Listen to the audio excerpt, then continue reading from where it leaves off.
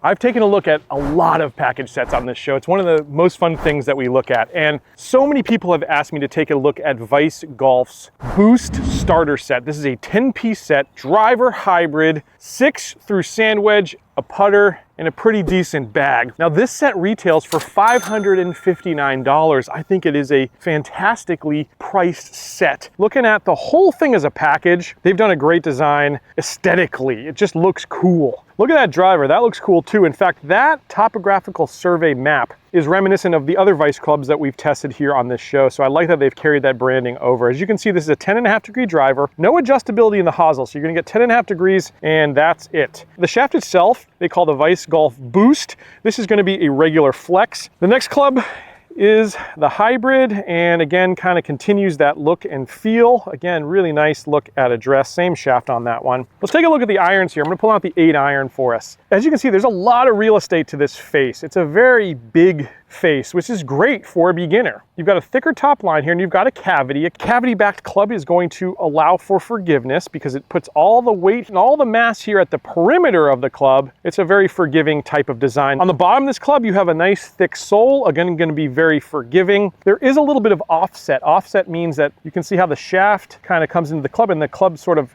bends out that way. That's what offset is. And then you've got a sand wedge, which also has some offset. It's a very big face, very wide, very deep, very big top line, and again also has a cavity, which you don't always see in wedges, but this is going to be again a very forgiving type of design. Lastly, one of my favorite clubs in this set, at least visually, is this putter. Beautiful milling on this putter. It's a single piece of steel that has been milled out. It's a really nice looking putter to my eyes. I think it's a good package. Let's head out to the first tee and get to work. All right, so that one peeled off to the right a little bit. We're gonna be in a bit of trouble. Hopefully we can find that ball. All right, so we're actually okay. We got past this tree. I'm gonna have about 145 to this pin. Early in the morning, you generally lose a little bit of distance. So whereas this would normally be a 9-iron frame, I'm actually gonna pull an 8. Ooh, came off the club pretty nice.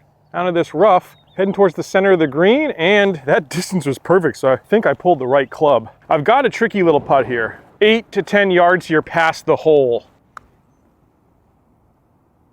Oh, it's on a good line. Stay. Ooh. Now the hard part is stopping the putt, as you see. Nice feel though off this putter.